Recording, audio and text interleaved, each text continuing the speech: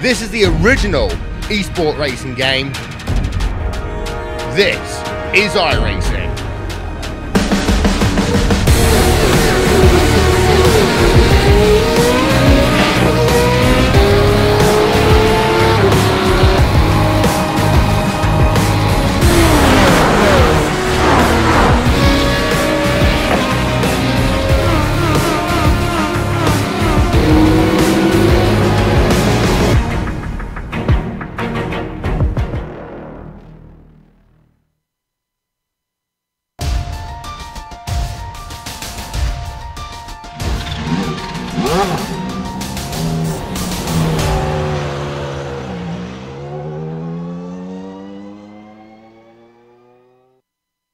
Seasons come and seasons go. Such do champions. Without the likes of Michel Dudignon or Mick Kalerch, the path was clear for a new champion for 2019's final season. Rob Olenek went down that path, and with an incredible gap of 136 points to second place Finn Marco Kika, he was the guy to take home the trophy. With the new season starting here today, who can try to challenge the newly crowned title defender? Join us now and find out who the strong dogs this season are as we get ready to watch the round 1 of the Grand Prix Legends Lotus 49 Championship live here on the Global SimRacing channel via the iRacing Esports Network. The crew to give you all these stats and storylines today will be Sean Ambrose, joining myself, Stefan Schlacher, turning the knobs and pushing the buttons behind the scenes, our director, Dr. Amjad Yamin, and he's using cameras provided by the great Dougie Beard. The track today will be a beautiful track, obviously Canadian Tire Motorsports Park in Bowmanville, Ontario. 10 turns in total are laid out in around these 2.5 miles, 3.9 kilometers that is. 6 turns to the right, 4 to the left, and a lot of them very blind, very fast, and filled with quite some bumps, which most definitely will tackle the best in these Lotus 49 drivers here today. It will be all about the turn 2-3 combo for these guys to really get down on power and then just draft along the Mario Andretti straight to get the best possible run. How to do that exactly? Well, that's a good question. It's gonna get answered in our GSRC lap guide.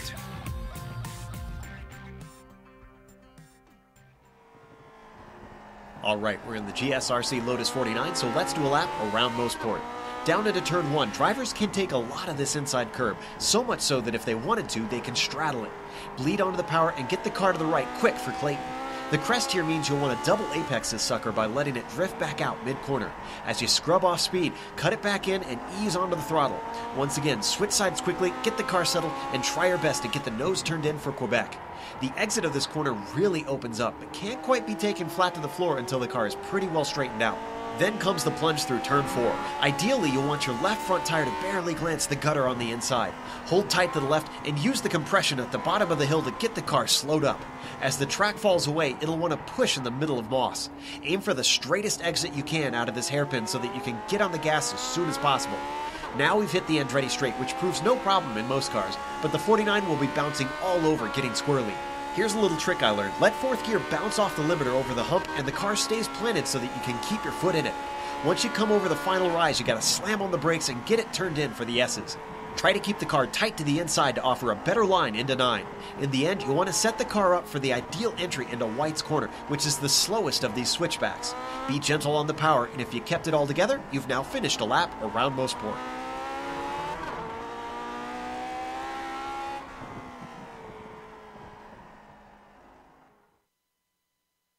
Joe Peak doing what nobody can do better, talking and driving you a lap around the Canadian Tire Motorsports Park. Now though, let's have a look at how exactly last season's championship played out. First, we're gonna have a deeper look at the F1 championships from last season, and as already mentioned, Rob Olenek went away with that, 136 points ahead of Marco Kika. He already had that in the bag.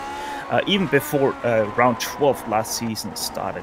Peter Mikus, he also very comfortable there in 3rd place. And then between Daniel Sad and Ovi Trengrate, it was only 3 points between them in that last round. And yeah, as you see, they managed to even that out for 4th place Daniel Sad and Ovi Trengrate. 249 points behind their names there, 231 points in the very end behind Rob Olenek for that F1 championship.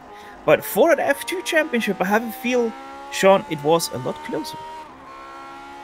F2 Championship was a lot closer. In fact, look here, David Rossi just escaping Pascal Tremblay there by 15 points in the end. Bill Tyler back there in third, kept it close for most of the season. Colin Bentley with a fourth place finish, and Andres Bruno finishes fifth, the Argentinian, with a great season, actually. Very great season for Bruno. Hopefully he can carry some momentum over into this season as well. Probably will get answered right away in this race. Talking about race details, the next chart we have for you prepared, and obviously the first round of this 12th round season. 26 laps will be driven here today. Open setups as you're a customer already in a Lotus 49 Championship, but the biggest talking point is that new penalty format iRacing has introduced this off-season. 17 incidents get you your first stop-and-go penalty, and at 25 incident points you now do get DQ'd, so a little bit bigger margin there for the disqualification, but you still have to serve that one stop-and-go penalty at 17 incident points, Sean. Well, Motorsport, definitely a place where you could pick up several of those. It should be a bit of a challenge for the Lotus 49 today. The lack of any real downforce on the car, the sweeping turns, the elevation changes. Turn 2 alone is, well, it's a car eater on any or any combination, but Clayton's going to be tough for the Lotus 49 today, coming up the hill and down over the other side. Should be a lot of fun to watch. And, of course, the braking zone down at Moss. This, for those who haven't seen the Lotus 49 before in iRacing, this is a hard car to stop. And, well, getting down into Moss probably be one of the trickier sections for the Lotus 49 today, and it is wide open on the Andretti Straight. That's where we'll see our really, really good passing opportunities as everybody heads to the S's. And Sean, as always, we're here live on the iRacing Esports Network. If you're watching this right now and haven't subscribed yet, then make sure to do so. You'll easily find that out, because that button down there will still be bright red for you. ISN always very happy to be part of their lineup. Speaking part of their lineup, part of our lineup is now the GSRC merch store. And on that merch store, you, for example, can find a black t-shirt. Now, this is one of the best products you can have for your own racing needs, because if you wear that under your racing suit, we've worked together with one of the biggest, or probably most of the biggest oil companies out there. If you wear that under your fire suit, you actually lose 4 liters per lap less of fuel usage. So it really can make the difference in an endurance race for you out there. In the background, though, you can see that a lot of GSRC drivers are on their laps already. Only 1.5 minutes remaining qualifying, and right now Ove Trengerade is the top dog, followed by, very closely, Mick Claridge. Yes, the return of Mick Claridge out of the booth onto the track, and, well, it seems speed has not come easily so far for Mick, as he finds himself sitting behind Ove, but trust me, Ove, one of the very, very best here. I'm not seeing Tremblay, I'm not seeing Dudignan. Unfortunately, they apparently have not made it. So yes, right now, you see, he's in fourth. Dudignan is in fourth. Oh, there he is. Okay, yes. I'm sorry, I overlooked that. Michelle is here, so don't be alarmed by his P4 on the qualifying order right now. He'll be there at the front. The man wears the number 1, so there's a reason for that here in an official race. But Mick Claridge, Robbo is here. Dudignan, Roman Pavlovsky is here. So all the big players here in the Lotus 49 Series, in fact, arrived for round 1 here at Motorsport. Chris Murakami, the man that I call the madman, because he is racing here at 5 a.m. his local time. So yeah, I don't even know if he did put in any practice or even has some caffeine in his veins. Either way, he does need it. A 7th place right now on the grid. By the way, we also have Roman Pavlovsky back in the series. He is in 5th place, so a very stacked top 5 right now in qualifying. as actually the time is already over, so that top 5 stay marked down, and Ove Trengrid will be leading that pack into turn 1, hopefully for him, if he gets a good start, because he is your pole man for today. Mick Claridge will be landing out on the outside of him. Rob Olenek, 3rd place for him. Michel Dudignon will be running out your 2nd row of the grid. While Roman Pawlowski will line up in 5th place, sorry, Bruce Nelson in 6th. The 7 of Chris Murakami fittingly starts in 7th place alongside Peter Mikus in that 4th row. Billy Bob Wright, 9th place, and Bill Tyler will round out your top 10. All right, and then we go to the back 10 here. Dan Sadro will start in 11th. Jan Hoffman in 12th. Row 7, Antonio Race will start 13th today. Marco Kika, sorry Marco, he's starting 14th. Row 8, going to be Matt Yeomans and Colin Coker back with us today in the number 24. Row 9, Andrew Eng and David Cohen. Row 10, Andres Bruno and Telmo Amaral. Paul Ferrer will be lining up in 21st, Osmar Schultz 22nd, Mateusz Adamski 23rd, Brendan Cleveland in 24th, Sean Shaw in 25th, Paul Norman 26th, Bogdan M. Dumitrescu in 27th, who's also the last car to put in a qualifying lap, Colin Bentley, Robert Reynolds, Chris Bean and Rodney Evans, the 4 cars that did not put up a qualifying lap, which means this field is gonna line up well beyond the last turn, because we have 31 cars here today on the grid as the engines are already synchronizing. Green flag is out. There they go. Rob Olenek with not a very good start that was. He is already dropping back nearly 2 rows, but the best start for Ove Trengrid, who is a little bit slow through turn 1.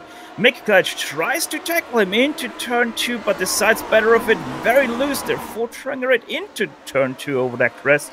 Everything is single file right now. Roman Pawlowski with a little bit of a slide on the outside because he did catch some grass there. Oh, another slide for Pawlowski in the background there, stacking up the field behind him. But the story is the top 4 are up and away, and then there's a little bit of a gap to Bruce Nelson in 5th place. Still very sideways for the back half of the top 10. As Peter Mikus now goes sideways. Chris Murakami also went sideways going into Ross. As Mick Claridge was able to overtake Ove Trengrid finally. Now also Michel Dudignon tries to do the same thing as Mick Claridge. Side by side they go down the Mario Andretti straight away. That isn't very straight. Ove Trengrid finds it out with a very big slide on the inside, which means Michel Dudignon on the outside with the better drive. But look at the comeback from Ove Trengrid. Tries to hold it on the inside. Once again, a very big slide for Trengrid. Has to give up 2nd place, maybe even 3rd place, because here comes Rob Olenek, who gets this door slammed by Trengrid, which means their top 4 going into lap 2 are Mick Claridge, followed by Michel Dudignon, Ove Trengrid and Rob Olenek. Ove certainly not getting the start he wanted. Mick pulled off that pass back down there in Moss, and ever since then Mick has just scurried away. Oh, in the background, Chris Murakami with a slide and nearly goes into another driver, hits the wall hard. That's probably his race done with a car that's crabbing quite a lot. Yeah, here's the one for Murakami. Oh! My goodness, we have to stay on board with Chris Murakami until he gets to T3. It gets worse. Yeah, it gets even worse. Gets considerably worse, unfortunately, and it gets worse for drivers behind him that got caught up in it. I think Dave Cohen was one of them. We'll stick with this here. Yeah, that's one way to take turn 3 there. And how does the guys behind get... Oh, I think that was a separate incident. It was a separate incident, but I'm afraid it was reactionary to what was going on in front of them, and they lost it. I believe one of them might have been Dave Cohen. Maybe Paul Norman might have gotten wrapped up in that as well. But Ove continues to drop back through the field. Not sure what happened. Wondering if maybe he picked up some damage on the opening lap. Possibly down there in Moss at that battle with Mick. I don't know, but I think that is a little bit down to his driving style. We know that Ove Trengrid loves it. That's a little bit more slidey than your usual Lotus 49 setup, and I think that's hampering a little bit in the corner speed compared to the other guys around him. Either way, once again, a very big slide from Rob Olenek ahead of him, so even the guys that are having a little bit more stable setup, they're still sliding around quite a lot. Moss hairpin, one of the most trickiest turns to get right on this track, even though it doesn't seem like that. And over train rate, just not getting a good run on Olenek.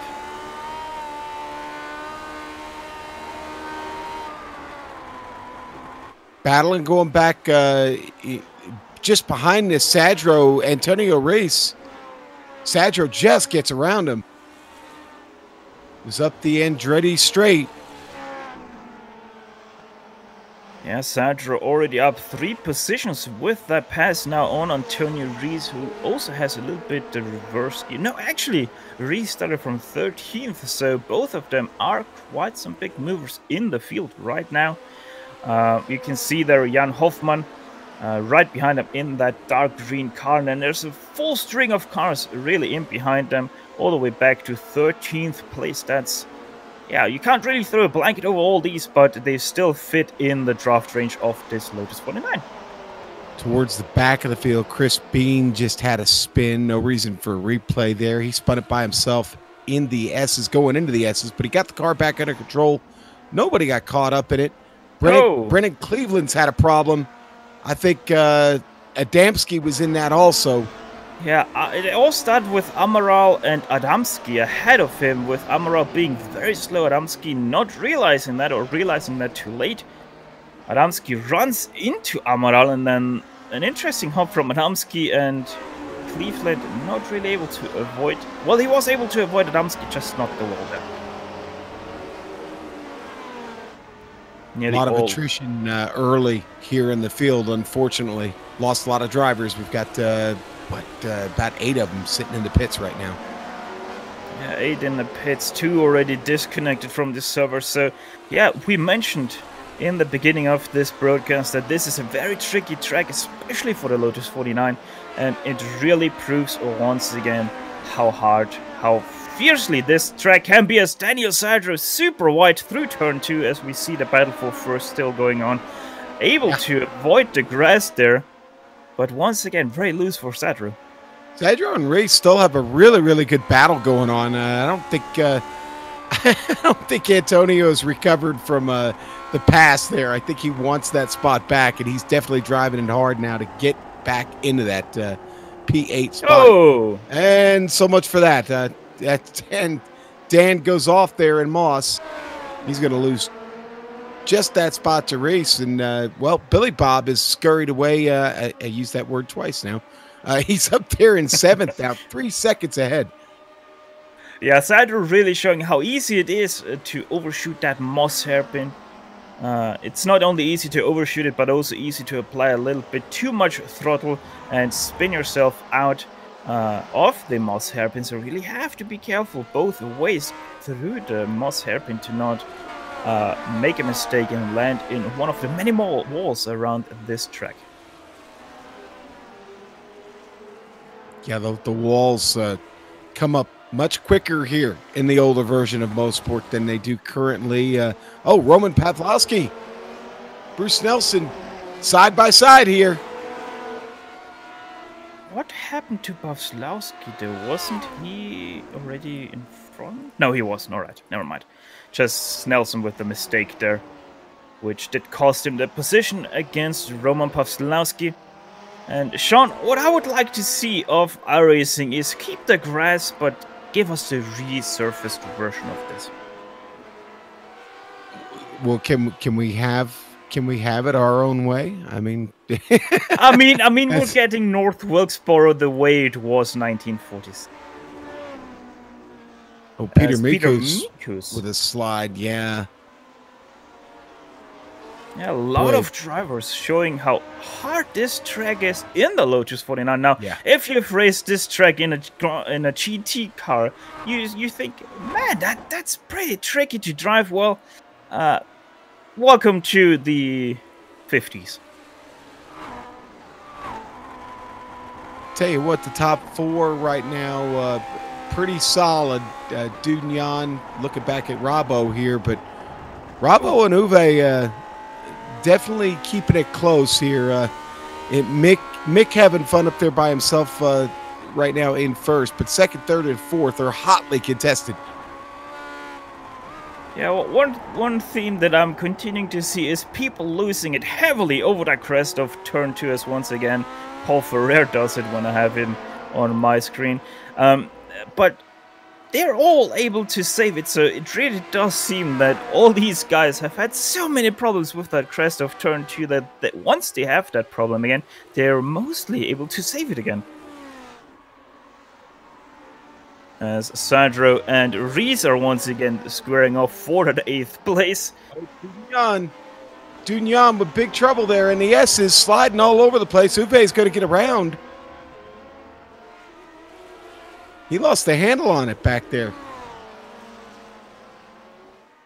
Yeah, I don't know what happened there, but yeah, as you said, Michel Tourignon now in 4th place, which means Olenek now the first challenger of Mick Kledge, who is continuing to ever so slightly run away, but Rob Olenek last lap, he was 2/10 faster than Kledge, so maybe Olenek able to run down Kledge for that first place.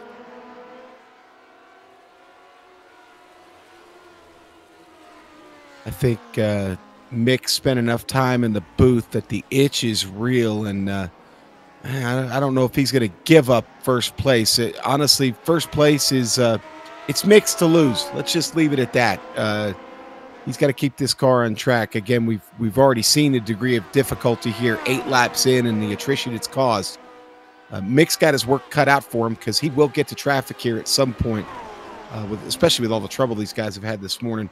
And that'll be his real challenge, is getting through traffic here. Oh, who is that behind? On track, and that's Antonio Reese. Michel Tourignon once again, very sideways through the S's, losing a few car lengths once again. And Sandro now finally passed Reese again for that 8th place. Yeah, that's what I had picked up on, and those two continue to go at it here. It's allowed Jan Hoffman to get into the battle as well.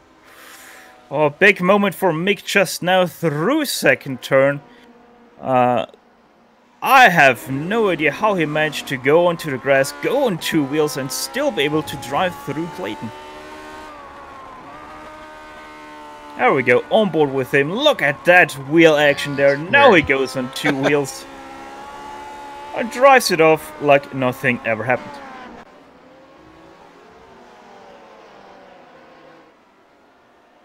I probably would have lost that car about 3 times there. Yeah, that'd have been the end of the race for me. I'd have stuffed it in the tire barrier down on the other side of the hill. Unfazed by those problems, the Mick Kledge still continues to lead ahead of Rob Olenek and over train rate. Michel Tourignon continues to fall back ever so slightly now in the middle portion of this race, as we are now starting a lap 10 out of this 26 lap race.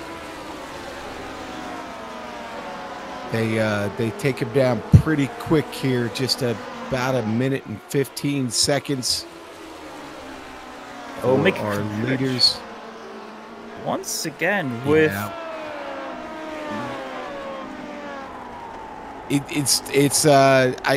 maybe Mick is starting to feel the pressure a little bit of trying to survive Motorsport, but that's 2 laps, 2 mistakes, and like I said a moment ago, I think really the only person and trouble just behind him, Robbo with a big slide. Had almost cost him the spot to Traingerade as they were coming down into Moss. Yeah, that is not gonna do well for his challenge on Mick Kledge for the first place. Putting that a little bit on hold now. In behind the battle for 5th place, also not really separating between Pawlowski and Bruce Snelson. However, Snelson seems to not be as fast as Pawlowski right now.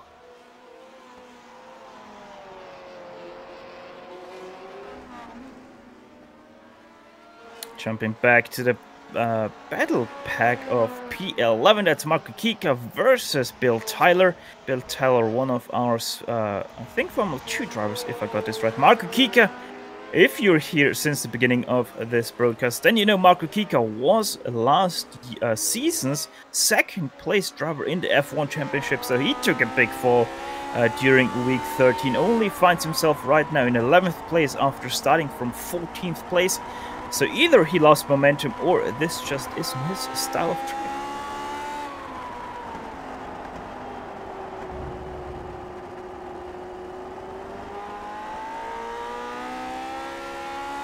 We do still have several really good battles in this field, though. It's really scattered all the way back to about P16 or P15, Bruno and Paul Ferrer. Paul Ferrer is having a really, really good run at this today, honestly. He's up 5 spots and fighting Bruno for that 15th spot. Yeah, currently our biggest charger through the field would be P19, that is Colin Bentley. He started from 28th. Our beloved Super would say that that is not a legitimate hard charger because he did put in a qualifying lap, and I am quite with him there. So I think we have quite a tight hard charger with a lot of people going up 5 places. I'm starting to wonder when's the incident going to happen for these guys?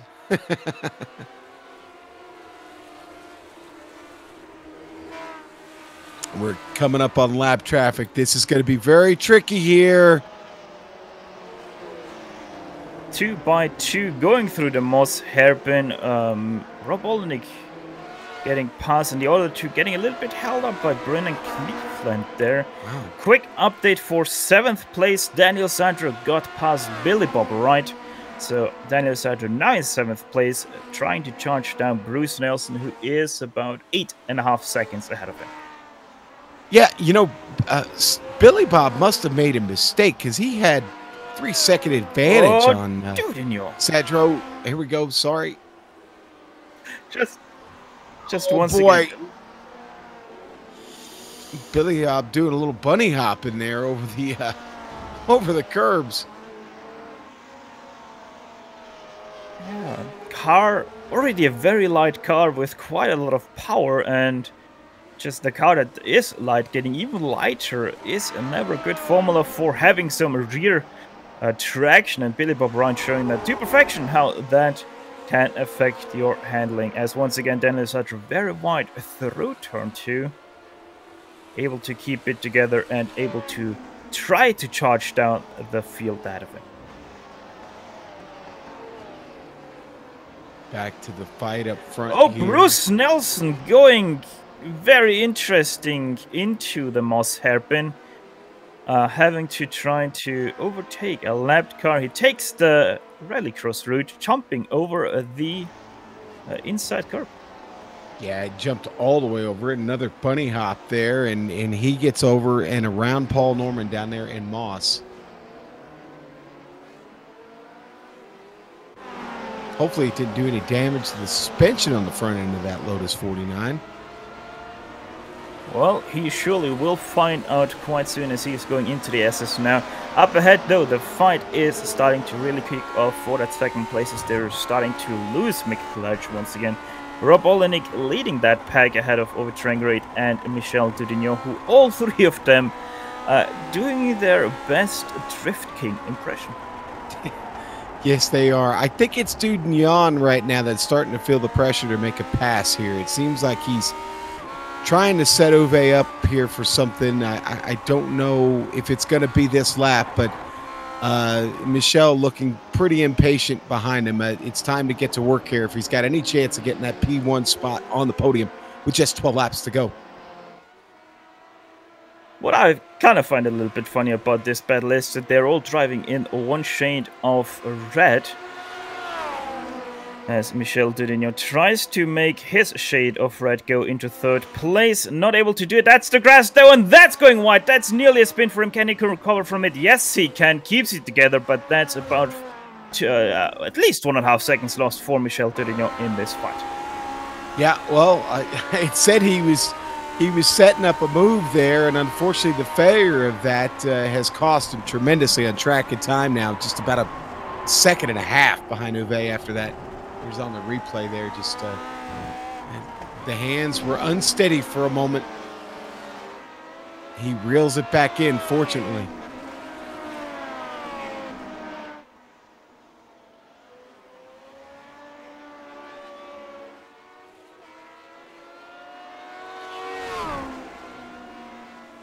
McLaren continuing to lead this race now, about 2 seconds ahead of Rob Olenek and Ove Trengerate, who are, let's see, that is about 1.5 seconds ahead of Michel Dudignon. So the battle of 3 is now a battle of 2, with about 12 laps to go in this race. Billy Bob under an intense amount of pressure back here from Antonio Reese. In fact, they're coming up on the lap car. They're going to catch Brennan Cleveland at a great time here on the Mario Andretti straight. In behind him, the battle for P11 also is getting red hot. That is between Bill Tyler and Marco Kika. As in front of them, nothing happens. Let's see if something happens between those two. No, also Kika are too far back into the S's to do something on Bill Tyler. But look at that closing rate from Kika. Has a slide as he was on the gravel, so has to back off once again.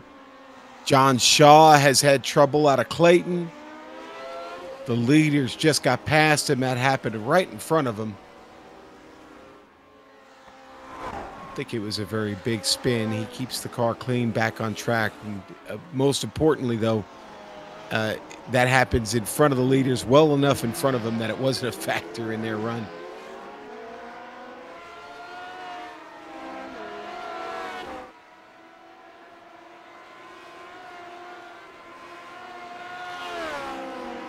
Mick's feeling it today, Stefan. He, I wouldn't say he's been flawless. No one's been flawless here today at Motorsport, but Mick right now, I'll tell you what, he's looked pretty solid. A nice return to the series. Yeah, that's Motorsport though. Let's be honest. If you're not extremely experienced in the car that you're driving, you're always bound to have a very hard time around this track. And yeah, Motorsport knows when it can punish you and knows how much it has to punish you to unsettle your confidence. Either way, Michel Dudignon, after many slides, he now has put in the fastest lap of the race with a 15.624, as you saw there on the right top corner of your screen. Michel Dudignon most definitely looking to chase down that battle for P2 again, but is he closing fast enough? That really is the question here.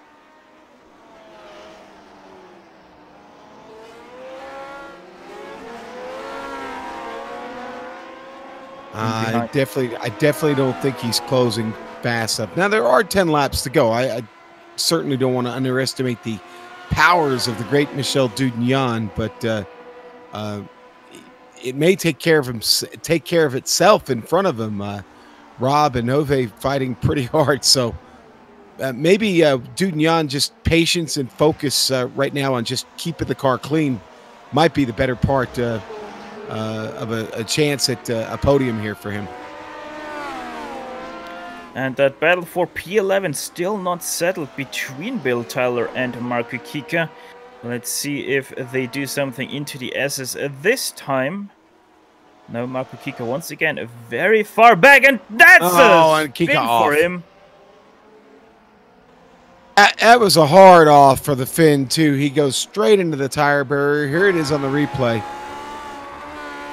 And Sean, looking and judging from that replay, I would say Marco Kika just got surprised by how much he was closing in.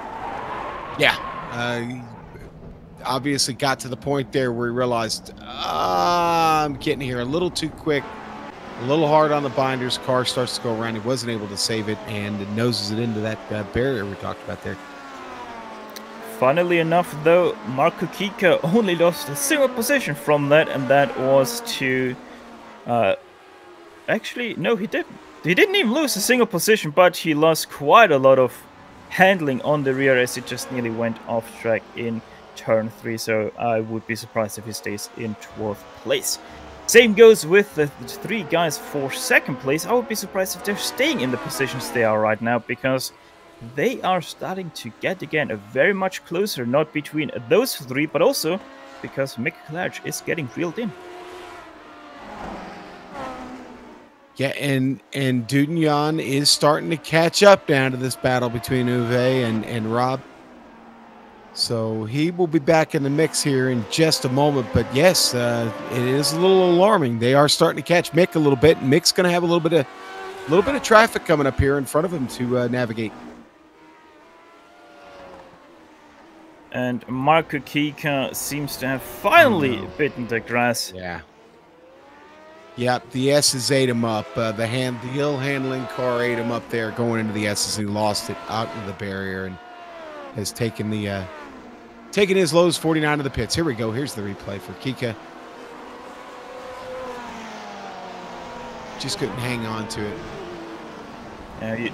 You can see he turns in and right away the rear just slides away from him. No way of catching that once it's that far gone. And yeah, that's a very tragic ending to a very sad race day for Marco Kika. Most definitely he will want to forget that as quick as he can. Also, Paul Ferrer seems to have run into some problems as he also disconnected from the server. So after a strong showing for Paul Ferrer, his race also came to an early end, about 19 laps in for him. Sadly, we do not have a replay to show you what happened there. So we're going to continue to focus on this battle, maybe for first place as soon as Michel Dudignon continues to close in, this time a 10th faster than the two guys ahead of him. And Mick Klarich actually this time was the fastest car of the four.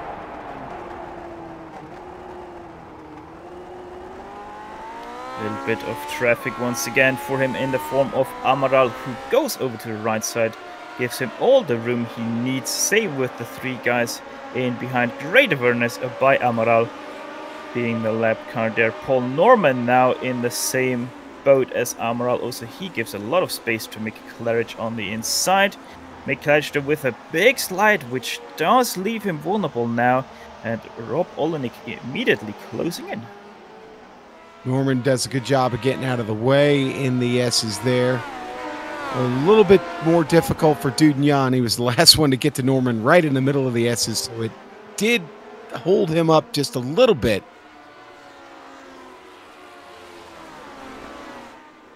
Oh, Mick Klarich once again very heavily over that inside curb, setting him out wide, but yeah, he's always able to square off the exit of turn 2, so it doesn't hurt him too much. But if he does that too much, then I think that they will be catching him much faster than they are already.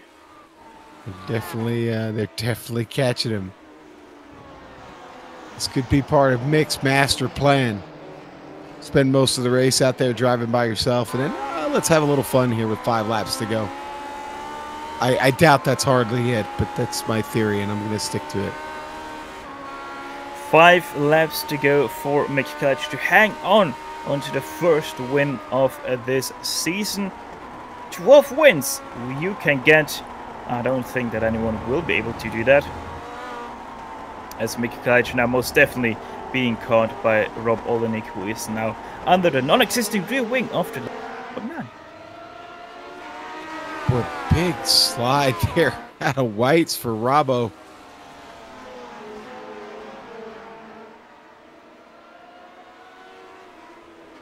You know, I know we've focused all of our attention up to the P4. Oh, triangulate! Shut up. Stay at the P4. Stay at the top 4.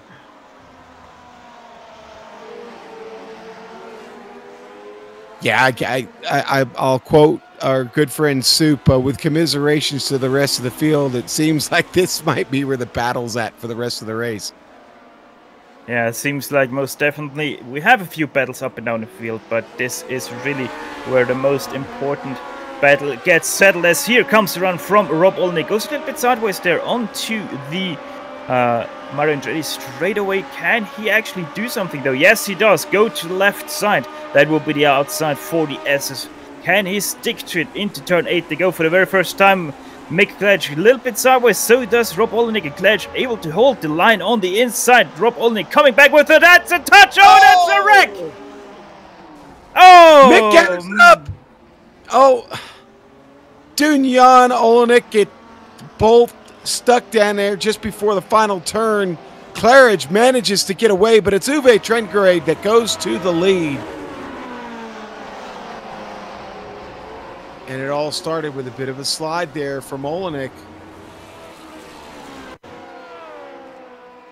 Go on board Michel here. He's obviously going to get to it a little late. That's just what hard racing sometimes does to you. Sometimes it works, sometimes it doesn't. In this case, it most definitely did. Very lucky for Mick Claridge to not get turned over and land on his roof. Michel definitely got the worst of that. Not able to drive away from that, unfortunately. That's going to end his race. There's Mick on the outside, and again, it just started with a bit of a slide there from Uwe, but or I'm sorry, from Rabo, but Mick coasts for Mr. Toad's wild ride there as you ride with the onboard, holding on to second place. Uwe's gotten away by 3 seconds now with 3 laps to go. Yeah, you're seeing it with 3 laps to go. Over Trengerade in first, McClarich second, Roman Pawlowski in third place, and then Bruce Snelson fourth, who seems to be catching Roman Pawlowski at an alarming rate right now.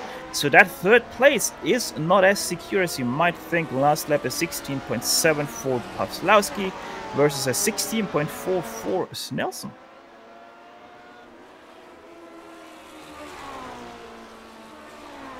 All right, well, that sorted everything out up front. P7 still good. Billy Bob's still doing a really good job of holding off Antonio Reis, but Reis is taking a couple looks at it. Not going to have many more with only 3 laps to go. Billy Bob's picked up a couple of spots in this race. Had a couple of scary moments early, but has managed to recover for right now running in P7. And I don't know. We'll see if Antonio's got anything for him here as, like I said, they've got just over 2 laps, just under 3 laps to go now. They're about halfway around. Yeah, that battle for 7th place is actually right now the closest battle we have. Maybe something happens for that 3rd place. We will keep you most definitely updated on that front. Apparently, yeah, even for P1 it's closing in with Claridge able to catch Trengerade again. What even? How? First of all, how is Claridge still driving? Second of all, how is he closing in on Trengerade? 15.587, that's just about not the fastest lap of the race, which still is holding, I think, Michel. No, it is. It is the fastest lap of the race. That 15.587 is. No, it's actually not, because Michel Toudignon has a 15.571. About 16 thousandths faster than Mick Claridge. Yeah, Trengerade either had a lot of traffic in that lap, which I don't think he had, or he just had a very big mistake, because he did lose 2.5 seconds. So Trengerade most definitely not yet out of the woods, as now he is out of the woods because that was a forest they were driving through. Trengerade not very confident through the S's, at least the 8th turn on this track. And look at how much Claridge is able to close in through the S's. Boy, oh boy, and Mick has really found it. Obviously did not pick up a lot of damage on the car in that incident. They're going to have some traffic to deal with in front of them. One of the cars just pulling right out of the way. They'll be coming up on Brennan Cleveland. We're already on the last lap, so we're obviously going to stay on this battle with Over Trengerade defending heavily against Mick Claridge, but seems like a little bit hopeless. Maybe he's able to... Oh, that was close between Claridge and Cleveland. Claridge sticking to the inside there. Now through the moss hairpin. Very different lines there. Mick Claridge tries to stick it in, decides better of it, overbrakes it, jumps the curb once again. And that's a slide for Claridge. Spins around. That's the battle for 1st place decided. Where is 3rd place? Roman Pawlowski comes around moss hairpin. Now that means Mick Claridge also loses 2nd place, as where is Over Trengerade? Over Trengerade now entering the S's. Yeah, and Mick does a good job of getting the car started again, but Bruce Nelson has come around and now is passing him for that third spot.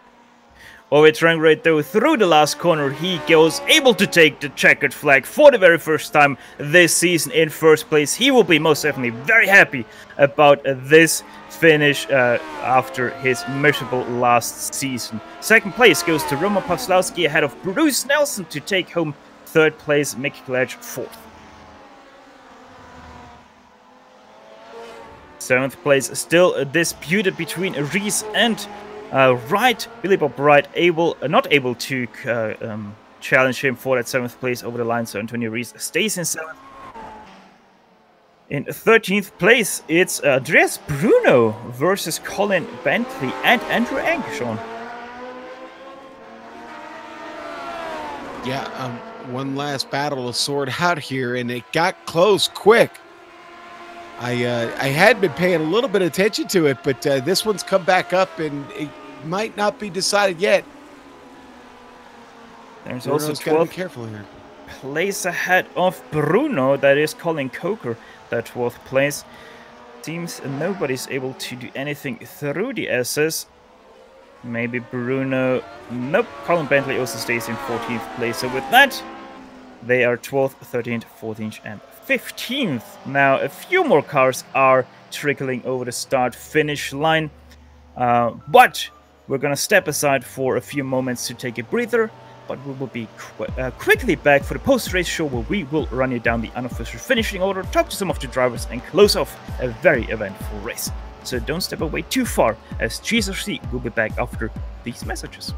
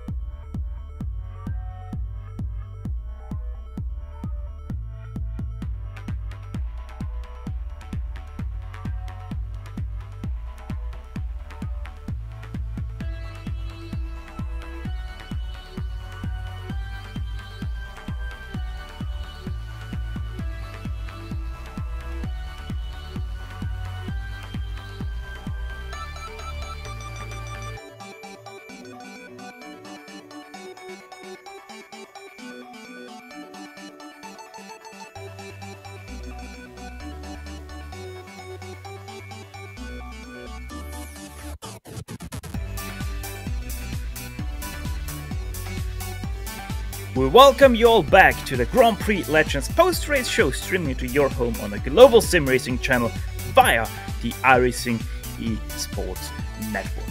And what a race that was here today. Sean Ambrose, he is so excited that he couldn't stay in the press box anymore and had to take off. But over turn grade, he was the guy to win it all, 7.7 seconds ahead of Roman Pawlowski, ahead of Bruce Nelson in third place. Mick Gledge taking home a maybe disappointing fourth place for him. Rob Olenek fifth place. those two may be a little bit disappointed after what happened in the SS. Daniel Sadger, very happy probably for him. From 11th, he went all the way up to 6th place. Same for Antonio Rees, 13th to 7th for him. Billy Bob Wright, he takes his car from 9th into 8th place, only a position gain for him. Jan Hoffmann, also a very quiet race from him, as it was for Billy Bob Wright. He finishes in 9th place, not losing nor gaining a position. That is the story for Bill Tyler. He started in 10th and finishes exactly there. Matt Humans, he finishes in 11th place. Colin Coker takes home a 12th place. Andres Bruno, 13th. Colin Bentley gains 14 positions from 28th. He finishes in 14th. And Rang, the last car on the lead lap, finishes in 15th. Osmar Schultz, 16th. Bogdan Dimitrescu in 17th. Telmo Amaral in 18th. He's also the last car one lap down. Brendan Cleveland, 2 laps down in 19th. Peter Mikus, I think, who was the last car to finish this race, 3 laps down in 20th. And then we have a very long list of cars that did not finish, led by a very, very disappointed Michel Dudignon. Number 1 car, running a lot of the race in the top 5, only to find himself 21st, 4 laps down. Rodney Evans, 22nd. Robert Reynolds in 23rd. 24th to Marco Kika. 25th, Chris Bean. Paul Ferreras, 26th. Chris Murakami, 27th. Paul Norman, 28th. John Shaw, 29th. Matthias Adamski, 30th. And Dave Cohen ends the list in 31st, with 10 cars not seeing the checkered flag. And it seems like all of these guys are so excited about what happened, as nearly nobody wants to talk to us. Rob Olenek, he actually does want to talk to us, as well as Mick Cledge. There we have Rob Olenek. Rob, a very eventful race in the top 5, and then a very disappointing end to a very interesting top 5 fight. But let's first go to the start of this race. You seem to have a few problems there. I missed second gear. Didn't want to go back in for a second. Hopefully I didn't mess people up behind. I didn't actually go back and look to see what happened after that. Yeah, I don't think anything happened in the back because of you, but still a very strong recovery from that very bad start from you. And yeah, you were fighting for that second place, then finally got into second place, managed to charge down Mick Cledge, and then yeah, what happened there? I mean, the traffic made a big difference. It's kind of like multi-class at that point, where it's going to hurt him a little more or me. I think I finally benefited kind of near the end and overall, and I got up with him. The draft was helping too. It definitely pulls the car in.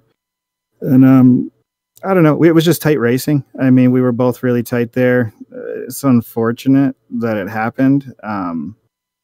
But I mean, that's racing. That's what's going to happen. Sometimes I knew that I've been trying to make that outside pass up the straight all week and haven't pulled it off, and just pushed a little harder to keep it as close beside him as I could through the first right. And I don't know, just I thought I could hold the inside. You know, Mick was trying to hold his side too, and you know, we just make a little contact. Michelle ended up the worst in the whole thing. I held my brakes and he bumped, so it's kind of sucks for Michelle. But I'm so sorry. Mick and I got together and ruined his race too. Yeah, racing incidents be racing incidents. Sometimes you can't do anything about an innocent bystander. Rob, next week we are going to a much different track than what we are here today. It is going to be Silverstone, the new version of that. How are you looking forward to that? I pretty much like this car in every track I've gone to, so most likely I'm going to like it there. I love the old Silverstone historic layout, personally. I think it's just a fast-feeling track. So that's the only negative for me. It's one of my favorite tracks to drive. But, I mean, I've driven the new Silverstone and like it too, and I'm sure it'll be great in this car. Well, I sure do hope that the race will come back to you, and maybe you can change what happened here today in your favor. Either way, Rob, congrats on the top 5 finish, and hope to see you next week out. All right, thanks, Stefan. See you guys later. That was Rob Olenek, your top 5 finisher of today. Mick Claridge, also top 5 finisher. He finished in 4th place. And Mick, a great start from you, and then you kind of started to run away and got caught again. What happened there? Was that just traffic? You're not able to catch them in the right moments, or what happened there? Yeah, it all went wrong there, didn't it? Yeah, it was really annoying because I just had some stupid stuff going on in my head in that race. I blew an engine in practice just before the race started, and it was going into Moss, and I always downshift really early down in the 2nd gear there, and I did it again in the race, and I really over revved the engine. I mean, it must have. I mean, there's no numbers going past where I went. I think it must have gone to about 13 or 14,000 RPM there, you know, and so I think it sort of spooked me. It didn't really. You know, I was really worried about going into that corner for the rest of the race, and then I could see the guys catching, and then I was like, "Oh, forget the engine, don't worry about it." And so I started to carry on, and then I had some really bad luck with some bad back markers, and then when Rob finally caught me, he was so good on the brakes into Moss there, down into that into the dip, you know, before we get there, and so that was it. So then it was on for the back straight, and so I held the right-hand side there. And I think, I mean, I was talking to Rob just now in the race. I think it was a bit of a 50-50 there. I mean, you know, he lost the rear there going into that corner at the end, but I was really tight on him. I was just about to hit the floor, you know, and get around the next apex at the end, you know, to get the line. But yeah, he lost the rear there. But like I say, I was really tight on him there. I shouldn't have been that tight on him. I was holding him right on the curb there. Well, 2 sportsmen squaring off, and all that comes out is a 50-50. That's what you like to hear. Racing incidents are racing incidents. Sadly, we had an innocent bystander in Michel Dudignon getting involved in that. But either way, you still recovered from that to a 4th place. I would say that should still give you quite some confidence going up into next week's Silverstone. Yeah, this was a pretty good track for me. Motorsports, one of my best tracks, so I was a little bit worried about the pace of the other guys, to be honest with you. Next week's a pretty good track for me as well, so I'm hoping to do well there. A bit more room there as well to mess around if you get into a battle. But it already shaping up to be one hell of a season. All the guys are fast up the front now. It's not a 2-horse race this season now. You know, guys are quick in this car now. You can see it. Yeah, hopefully everyone can keep the momentum up through the season, and we will have a cracker towards the end of it. Mick, once again, very much thank you for racing and talking to us. Yeah, thanks, Stefan. See you guys later. That was Mick Claridge, your long-time leader in this race, only to end up in 4th place with a little bit of a bent car because of the coming together with Rob Olenek. However, though, with that, we have to sadly end this broadcast. And as always, GSRC would like to thank once again the iRacing Esports Network for having us on their talent lineup to bring you the greatest shows on iRacing into your home. Make sure to like and subscribe to their channel if you haven't done so yet. On top of that, we'd like to thank everyone on the track today for a great show, and especially the Lotus 49 community for contracting with GSRC to broadcast it. Right now on your screen, you can see all of the companies that provide us with their great hard and software GSRC uses to deliver you the best possible show. Additional thanks goes to June Lalonde, who provides us with her great masterpieces. See the screen for how to get a hold of more of her great work. If you'd like to find out more about GSRC, please visit us at globalsimracingchannel.com. You can also find us on the social media platforms, Twitter with @GSRChannel, Facebook at facebook.com/globalsimracingchannel, or on Instagram at GSRC_RAM. All of the upcoming races for our other series are now sliding across your screen, so check them out and mark them down on your calendar to not miss another second of exciting racing action. Finally, on behalf of the entire crew, I'm Chad, Sean, and Dougie, I'd like to thank you all for tuning in as Ovi Trankerate took away the victory at the Canadian Tire Motorsports Park. With that said, until next time, servus and sayonara, and as always, race hard, race clean, and we'll see you on the track.